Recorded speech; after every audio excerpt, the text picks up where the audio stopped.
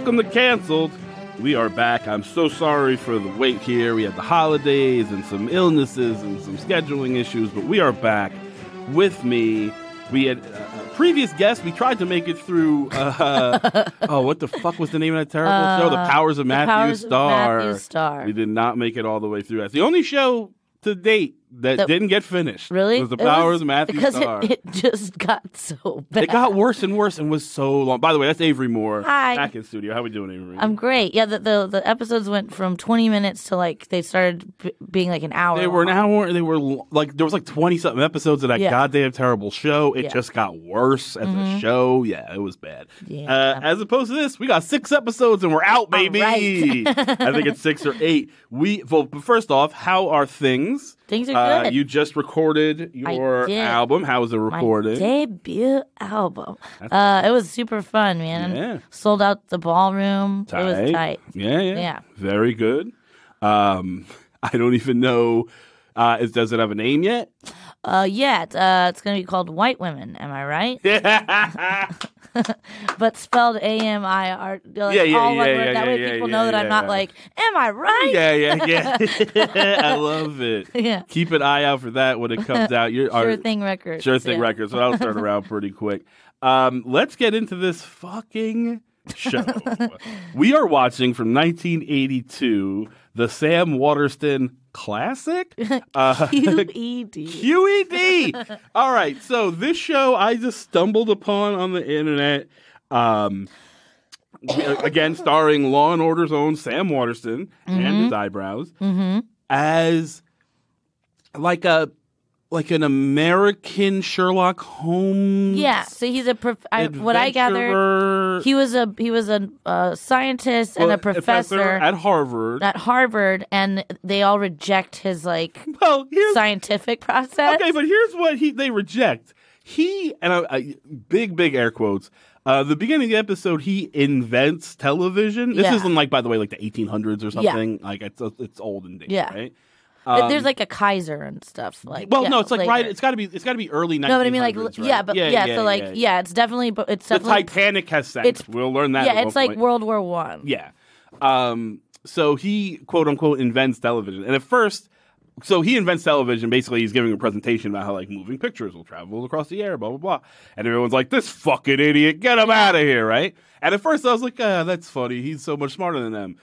But then I'm thinking, he didn't actually come up with how that's going to be done at all. No, just the theory. Just the idea of television, which is nothing. And they're like, you wacky ass, get out I've also come up with a lot of ideas I can't actually bring to fruition. Yeah, I think I got so high I came up with TV once too. Yeah. Well, okay, difference was you were watching TV at the time.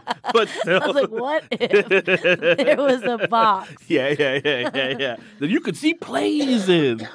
So it opens with him getting everyone's laughing at his terrible idea for fucking television, to which he immediately moves to England. Yeah, he's like, well, fuck you.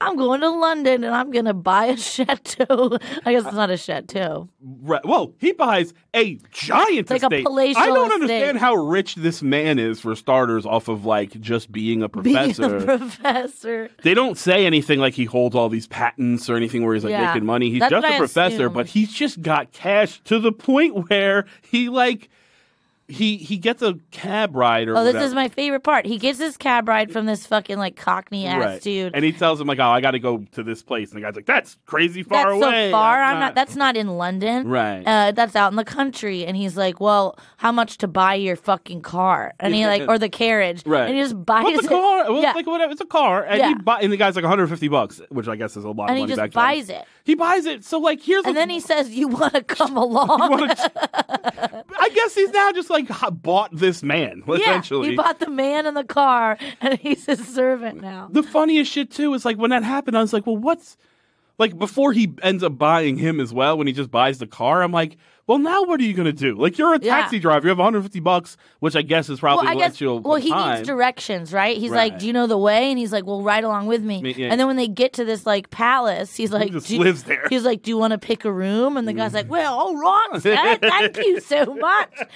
But my point is, when the guy immediately sells the car without any other thought, you're a cab driver. Yeah. What are you going to do maybe the car is maybe the 50 car's bucks or worth something? $50. That's 3 cars now. I guess. Now I he didn't can think start it his own through. little cabbie company. I will give him credit. But instead, he's going to work for this guy for free. And by work for, you mean almost die repeatedly. A bunch of times. So, like, I was very confused by why the cab driver just ends up staying there. And then it kind of cuts forward, and the cab driver's like his, like, He's personal like assistant / like test dummy / whatever, right? And Sam Waterston is our hero, right? He is our super smart hero who will go on to be like, he knows karate, he's an adventurer.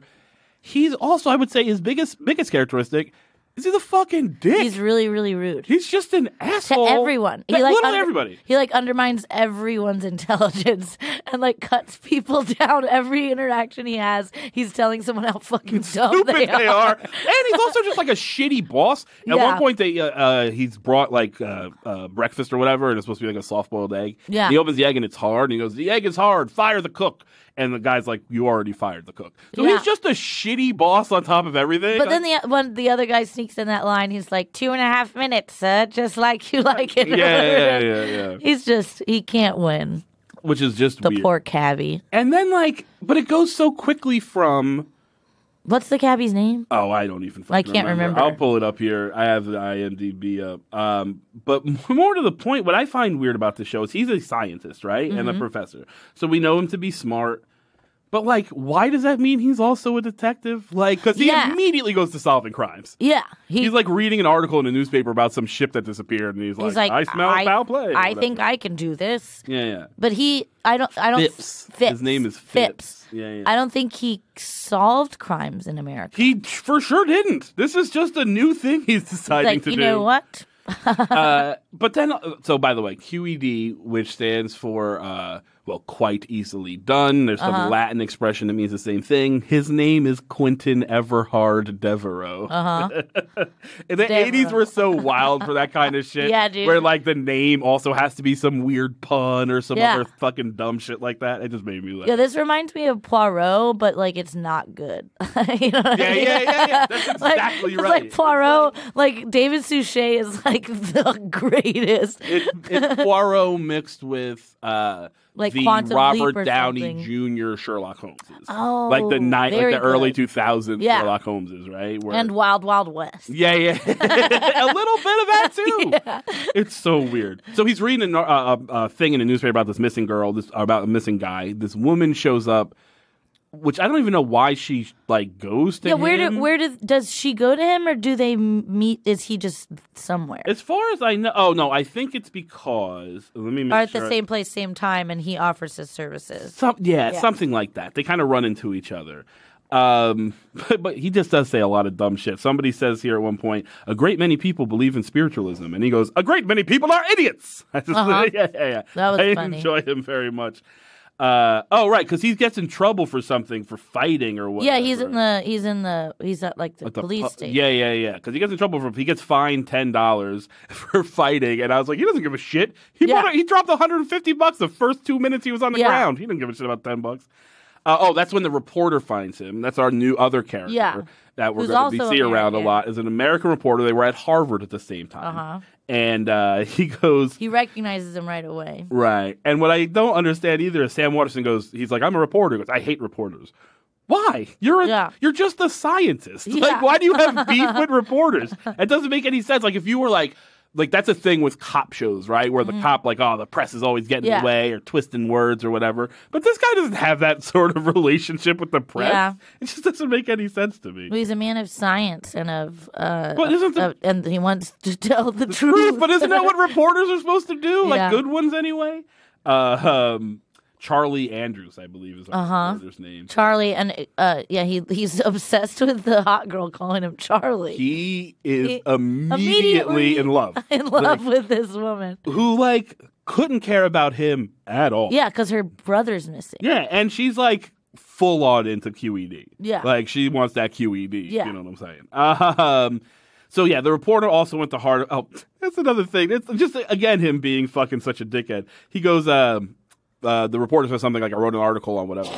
And he goes, I read that article. It was full of stupidity. And the guy goes, I wrote that article. And he goes, that explains the stupidity. That's just such a dick. Just out on the street while they're saying goodbye. Yeah. Goodbye, you fucking idiot. Just the whole time.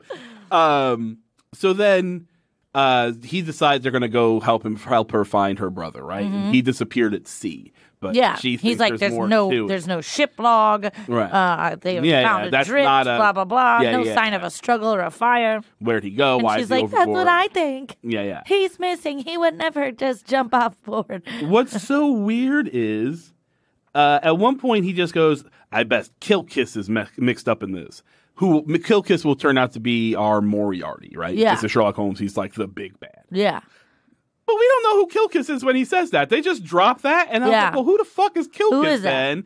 And we'll find out. And then he reveals himself later to be like a pre-Nazi. He is wild bad. We'll get to how bad he is in a minute. I want to get to that island. But so they go out on this, and he's just still...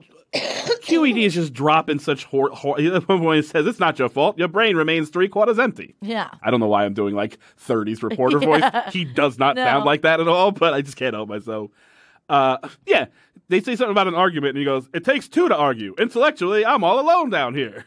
This is your only friend. Yeah. Why are you talking to this man like this? Just abusing everyone. Yeah. So they get on this boat, and they go to, they're going to go look for where they're like sailing to see where he went overboard or whatever. Mm-hmm. And the fucking reporter goes overboard, and I was like, oh man, it'd be hilarious if he just died at this point. But then he stands up and they're in like 6 inches of water. Oh, yeah, they're in a sandbar. The whole gag. It's really funny. Was it really funny? Okay. I thought it was real dumb. I was like, oh, he's going to be fine. But they they come upon this island, right? And there's a bunch of just like armed soldiers. It was good foreshadowing for later, though. Yes. So there's a bunch of like armed soldiers on this island. Yeah. Turns out they speak German. They're German soldiers. Not great leading into World War I. But it turns out Phipps speaks German, right? Mm-hmm. So he talks to them for a little bit, and then we find out. So they end up on the island, and this pissed me off immediately because people just like can't get the hint. Q.E.D. is like trying to pretend they're not who they are or what they say they're doing. They're just vomiting everything. Every time, at one point, he goes like, "My subject is Greek," and they're just like, "Is it?" Like they just don't listen to him. He says something. I wrote it down here. Where did it go? He goes, "We're just castaways," and she goes, "We're looking for my brother." It's like, bitch, read the room. Shut up. Like clearly, this man is doing a thing. He just lied. Why do you think he just lied? Yeah. Fucking go with the flow, dude. For sure. We're also looking for this bad guy named Kilkiss. Yeah. So one of the guys' names is Burgermeister. That just made me laugh. So no one can figure out whatever. And then I remember the reason why he brings up Kilkiss is because she mentions the journal that she found. Oh, right. She finds a journal with a bunch of notes. Her brother is a rocket scientist, right? And he's supposed to be working on some secret project. It turns out he's at the behest of Kilkiss. That is correct. Yeah. By the way, his name is Stefan Kilkiss, which I enjoy. I like the idea that Stefan Urkel has gone evil in World War II. Yeah. So they go to this island, right? And Kilkiss is there, and Kilkiss readily admits to being evil. There is like 2 seconds of subterfuge. He does like put a microphone in their room or whatever. He bugs their room, but Sam Waterston's onto it, so he's like passing notes. But Kilkiss, like, he full on admits to sinking the Titanic. Yeah, as a terrorist act. I laughed so hard. What does he say? He said the right conditions, the right iceberg, and a few gold coins in the right hand. Yeah. I was like, holy fucking shit! You killed thousands of people. Oh my god! And he just smiles and then moves on. Which is such a wild, like, raising of the stakes for what is a relatively silly show, right? Yeah. This show is... This guy is a megalomaniac, evil murderer. Mass murderer. Right? And, like, at this point, all we know is this guy's, like, kind of... Like, our hero is, like, smart. He kind of invents things. I was like, oh, there'll be, like, gadgets that he'll be able to whatever. Yeah. And that'll help him in his crimes. And I figured the crime, like, find my missing brother or whatever. Yeah. Not stop the most evil man in the world. The most evil man who's definitely going to kill you. Who is now suddenly working with Nazis, and he's going to bomb London, kill another how knows how many thousands of people. The stakes are just so wild out of nowhere in this fucking show. It's hilarious.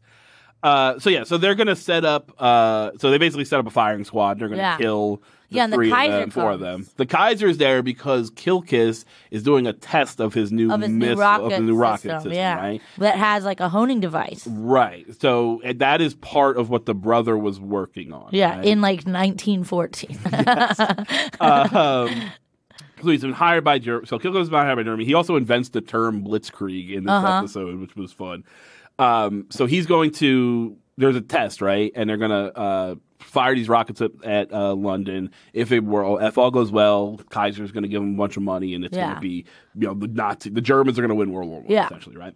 But Thip to the rescue, he has knocked out some guard, taken his uniform, and like replaced the bullets with blanks or some such. He gets him out of the fucking the firing squad, right? And they go on. Well, they also they sneak out during the anthem. Right. Well, that's all that happens when the anthem is happening because they're all the firing squad is happening at the same time as the rocket test. Right? Yeah. They then go on the longest, slowest chase in the history of television. In that car. It is so long, and they keep and there's like. The music playing is like out for a jaunty walk music. Yeah. It's not like, pacing, driving. There's an action. Yeah. No, it's just like kind of. Yeah. And they're like in this car. Zooms past the screen. Zooming around. They go to the rocket. So much weird shit happens at this rocket launch. So, like, he destroys the homing beacon, right? Uh-huh. But the guy's like, it's fine. We can still just launch the rocket. It'll get there or whatever. Which is like, then what was the whole point of this fucking beacon, then? But it turns out the brother is still alive, right? They rescue the brother, and he has already done something to the rocket. He's already changed the trajectory, I think. He does something to the rocket where he makes it like it's gonna blow itself up. Right. Which I guess is fine. Here's what I don't understand, right? They already built it once. Yeah. So let's say our guys escape, right? And the Kilkis and the Nazis are still on the island. Just build the fucking rocket again, man. It's not like he took his notes with him or it's just trapped in his brain. No, he had a bunch of people helping him build the fucking rocket. Just build another fucking rocket. I don't understand why this is so hard. Why, like the Kaiser's just going to give up on one rocket? It doesn't make any sense. Don't they escape in a hot air balloon? I think so. After the car, because they get out to that's the foreshadowing I was talking about. Okay. They race to the beach to go get in the ship, but the ship is out because the tide is low. Yeah. The sandbar. I didn't even catch that. Yeah. They do escape on a hot air balloon. So they get back in the car. Like they don't. That's how boring it is. They don't. They don't hatch another plan. They just get back in the car and go back to go get in the hot air balloon. Why is there a hot air? Did like the Kaiser come over in a hot air balloon? I think the Kaiser comes there in a hot air balloon. There is way better modes of transportation. But then there's a honing device on the hot. There's a homing device on the hot air balloon too. Yeah, but they're gonna shoot the rocket at it. I think that's what's supposed to happen, honestly. Yeah. But then the rocket doesn't work because the brother already fixed it. Which I would like to say this. Q.E.D. is effectively pointless in this episode. Yeah. The brother already fucking fucked with the rocket. We find out at the end, he's like, I already like mixed with the levels or whatever. Well, they have a conversation first, right? That's what happens is Waterston has a fake conversation in the room that he knows is bugged. Yeah. And makes them like do something that he wouldn't do, like he shouldn't do, but he tricks them into doing it. But then we find out at the end of the episode, the brother's like, I already did that part. So like, what the fuck? This whole episode is pointless. You're just stuck on that island. We didn't even know who the fuck you were 20 minutes ago. Like, it's the shittiest thing in writing is when your hero does all this shit for a coincidence to be the end of the episode or something like that. And like, the end of the guy day, was going to save himself. Yeah, he's fine. He's smarter than everybody. Like, I found that very annoying. That being said, like, as boring as there were moments of it, I didn't hate this episode. I didn't hate it. It clicked along. It clicked along fine, and I also kind of thought... It was silly enough, too. It was for sure silly enough, and also, it's a good pilot. As far as like a pilot is concerned, here are all your characters. Here's how they interact. Here's like a flavor of what this show is most likely going to be. Well, okay, they're going to get into some weekly adventure. There's going to be some fun historical use some smart thing. Yeah. Exactly. Like I felt like they did a pretty good job of like fun isn't the word. Fun is a bit of a stretch, but like, but yeah, there'll be like historical references. There'll be whatever. Turns out not so much in the next episode, but like I thought as a pilot. It was pretty effective. Like I wasn't mad at it as a pilot. Was there anything I'm trying to make sure I didn't miss? Because there was just a lot of like the guy who played Kilkiss as well. I was like, I almost want him campier. Yeah, like. He's not broad enough for the villainy that he is, which is a Nazi sympathizing mass murderer. He's pretty subdued, like pretty even keeled. Yeah. I want to see him like fly off the rails. Sank the Titanic. Yeah. By the way, we'll find out in the next episode. Not really hiding for the worst villain in the world. Yeah. He's very public about who he is. He doesn't even use like an alias in the next episode. He just calls himself Kilkiss.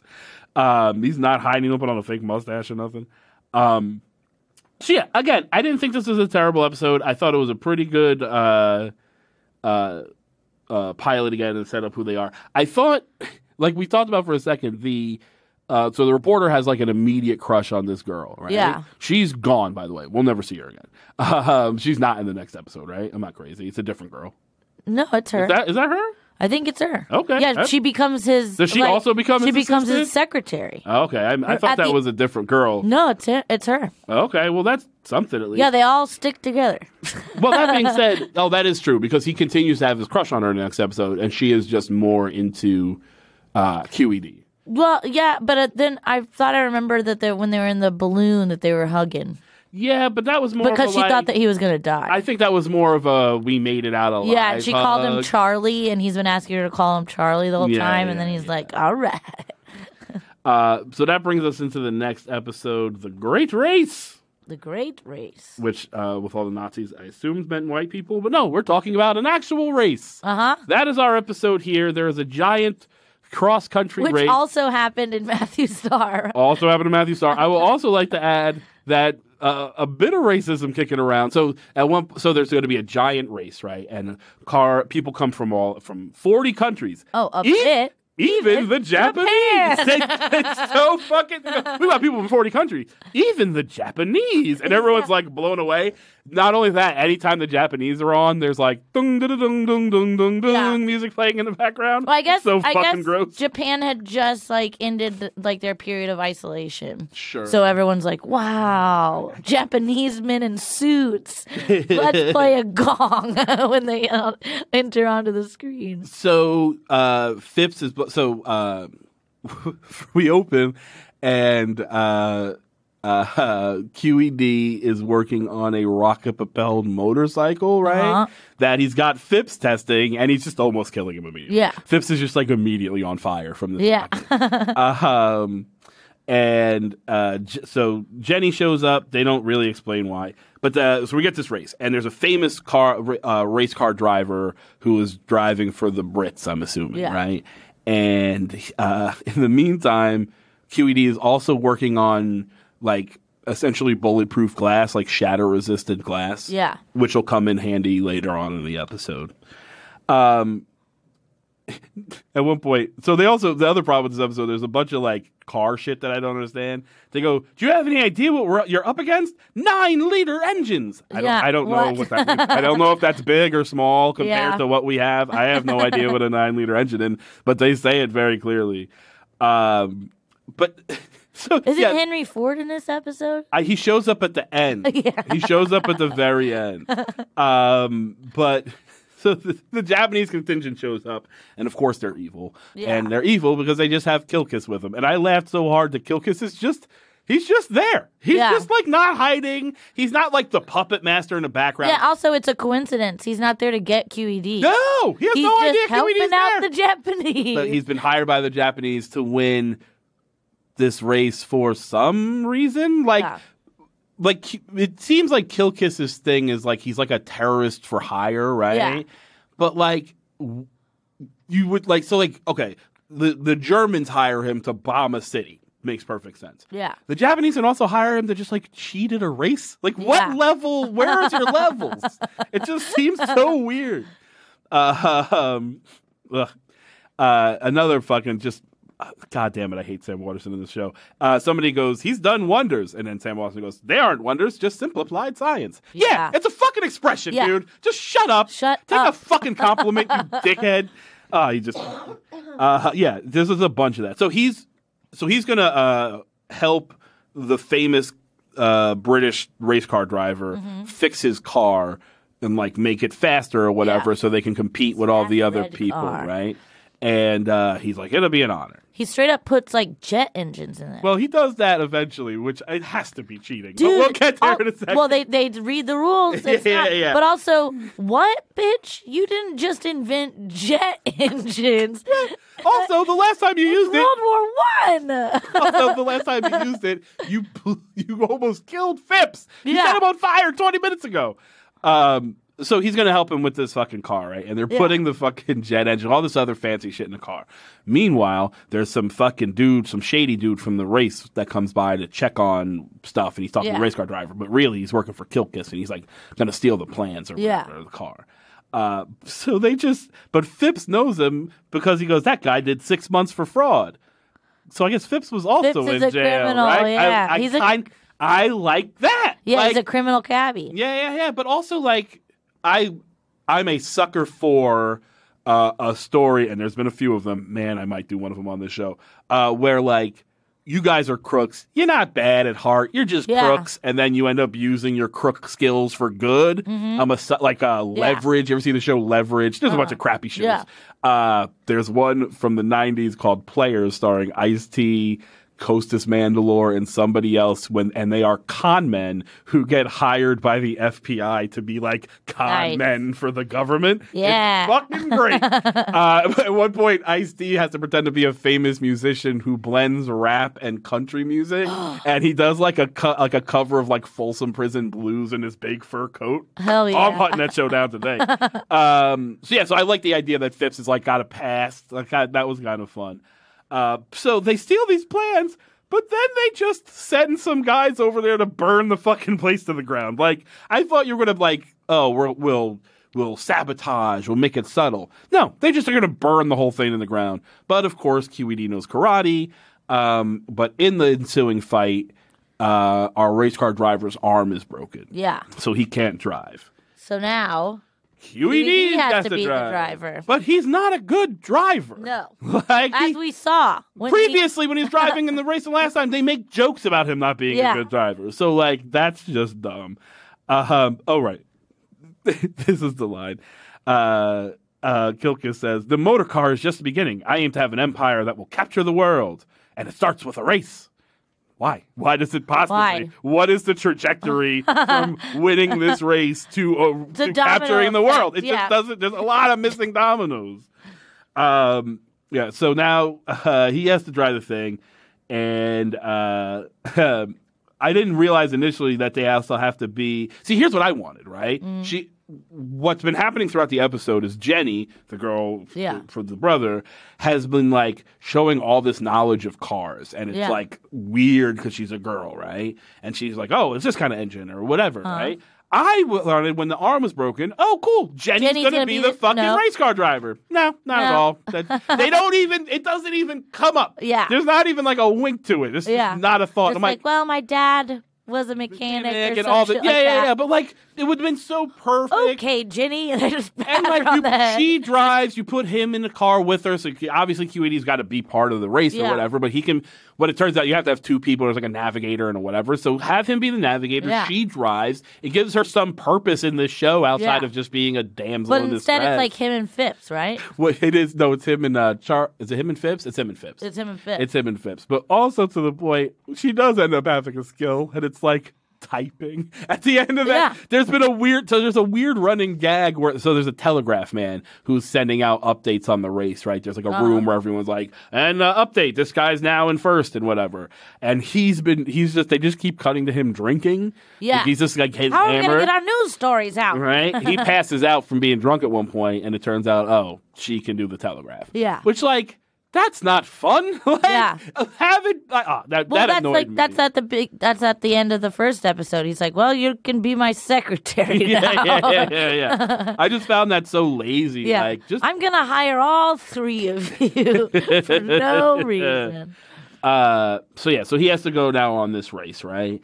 And the whole rest of this episode is going to be a long-ass fucking... It's just a race. Just a race with like switching signs around. There's a bunch of that, which is just like Roadrunner shit. That's Warner Brothers cartoon gags. They straight up take the arrow and turn it the other way. But what's wild is then it's directly in front of the car. Yeah, and then they do it.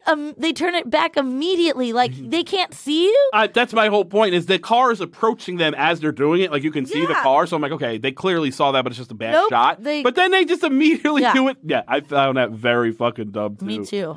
And our bad guys who are driving the Japanese car are just like throwing bolts out their car at the other cars' windshields, which obviously our guy made fucking bullet-resistant glass or whatever, so it doesn't affect them. But like, then they all like laugh and high five. What's wild is like, so those guys then drive off the course or out of the race, right? Yeah, crash or whatever. So like, they're not dead. So shouldn't the end scene be them pulling up and being like, what the fuck? These assholes are trying to kill us. They're throwing fucking bolts at our car. Yeah. They just leave. They're just like, guess we got out-cheated. Like, it's just so weird. Like, there should be some repercussion there. Other than the fact that they get caught because they just... Also, I don't understand the length of this race. At one point, it's snowing. And I'm like, what season is it? Doesn't it say it's like 100 kilometers? I guess, but they changed climates that is a long distance back then for sure. And it's like that would take like a couple days, I think.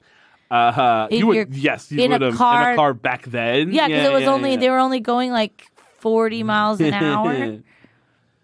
With a rocket on the back. Well, at one point they do a cheat where the Japanese guys just full on replace the engine to their car. Yeah. Which, like, the amount of time that would take you to slow down. Like, I understand, like, pit stops are like these super precise things. Changing the wheels, changing the oil, whatever. You don't change an engine block. That would take so long.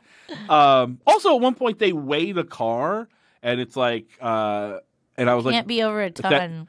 But why?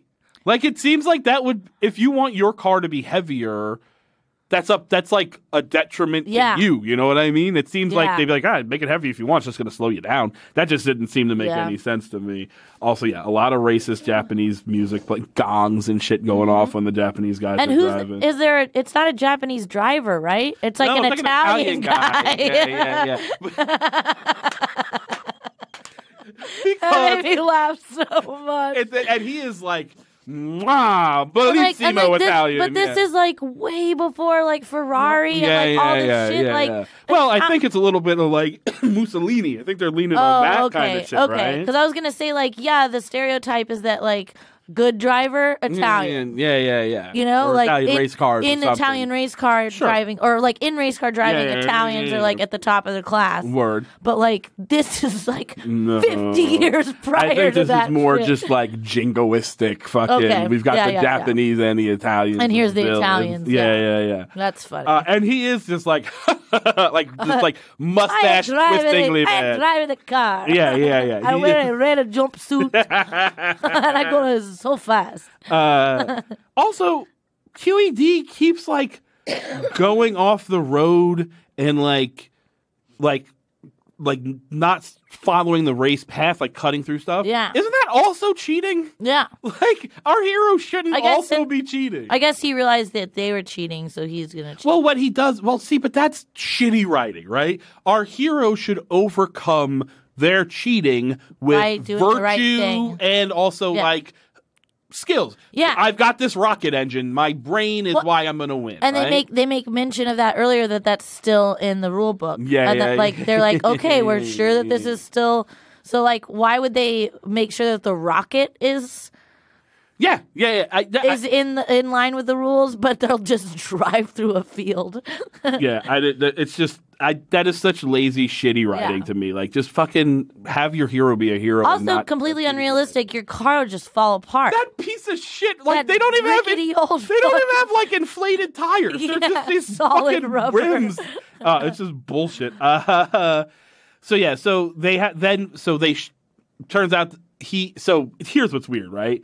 He comes so he's like, we got to use the rocket. Yeah. But he makes fucking Phipps jump in a river because he knows this thing is going to kill them, right? Yeah. So he jumps off. They use the rocket. He's on fire as he crosses because the they're finish concerned line, about the insulation in the car, which is just a thin sheet of. He said insulation. Yeah. It's a thin sheet of metal between the rocket, the jetpack, and his back seat. Yeah. It's a very thin piece of metal, and the fire is right behind him. The jet fuel very close would be burning so hot. It melted. He would just melted the World Trade Center. I think it would melt your dumb car. Die. But it doesn't work. But so here he still comes in second. Am I right? Yeah. He still comes in second at this point. But so I find this annoying as well. So he still comes in second, but then they reweigh the Japanese car and they find out it's much heavier or lighter now because they changed the engine. Maybe that's why they weigh it. So I they guess can weigh it before and weigh at the end. That makes sense. So they reweigh the car. Because it's 100 kilometers. It's a new engine and it's now overweight, right? Yeah. So he loses. But here's what's weird. He then is bumped. What they say is that puts him in second place and you win a Q.E.D. or whatever the place, right? But shouldn't that put him out of the race and the third place guy should be second place? You don't get to be disqualified into second place. You are either disqualified or you're not. Yeah. Yeah, that was weird. So, but our heroes eventually win because of their dumb cheating or whatever. And that's when Henry Ford shows up because he wants to buy the rights to the windshield because it's going to save all these lives, right?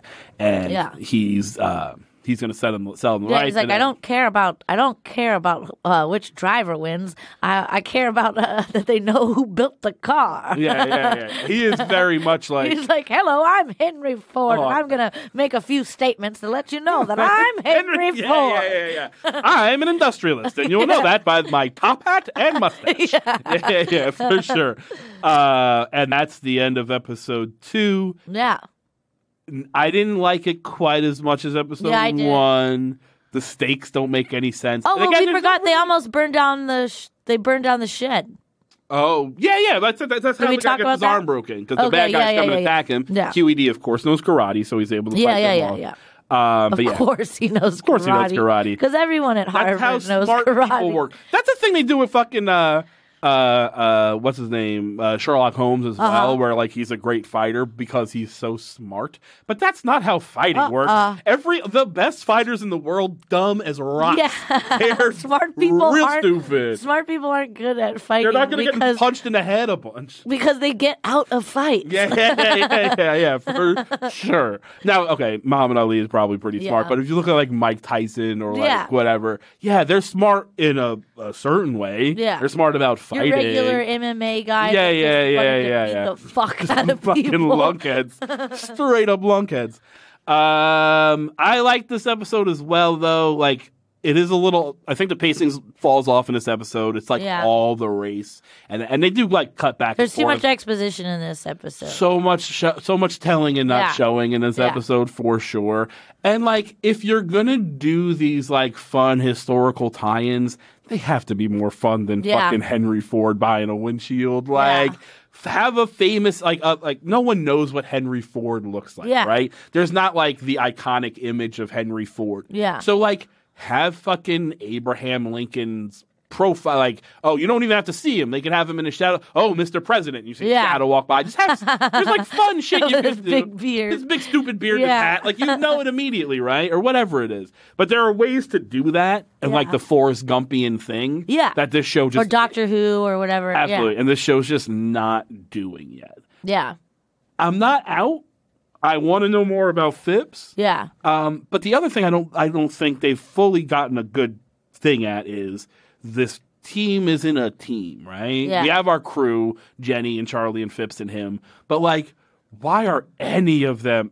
Phipps is there because he's got in my head, Phipps is working a con, right? Yeah. He's just trying to figure out a way he can steal from this guy eventually. Right? Yeah. But like, and I guess Jenny's like kind of enthralled with this like smart man, but like, they don't make any sense as a group. Why did you continue to work for him after he found your brother?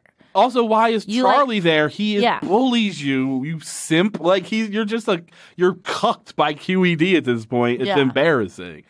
Also, Charlie needs to have like Phipps got a skill set. You know what I mean? He's got this Charlie's just like a bumbling he doesn't Ivy League bring kid. anything to the table. And I mean, in a way, Jenny really doesn't either. Like she knew about cars, and that could be a thing they could expand on or whatever. But at this point, well, she kind of reminds me of Miss Lemon in Poirot. Sure, like she's like a secretary, and she's there to provide witty.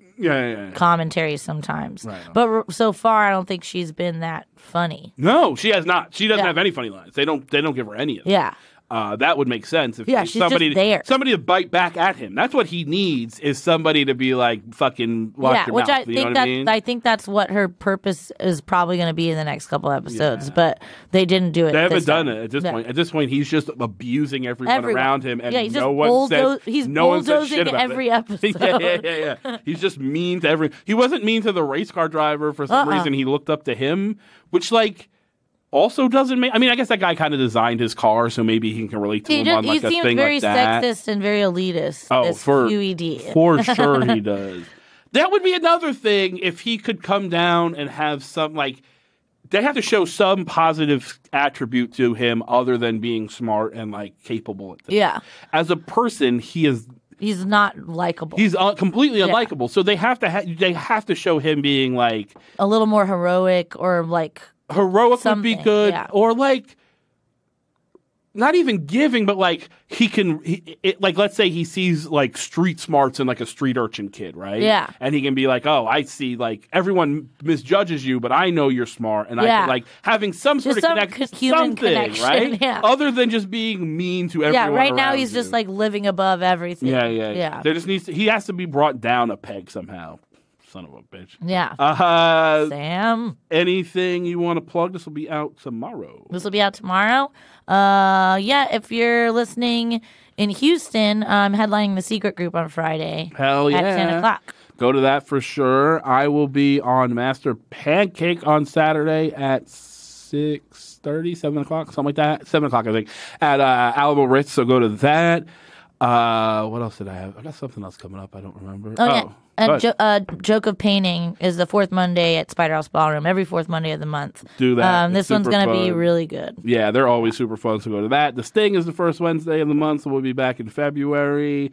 If you like the show, rate, review, subscribe. Please do that. Take a minute while you're listening and just go to iTunes, throw us 5 stars, throw us a little review. It helps us very much, and we will see you next week. See ya.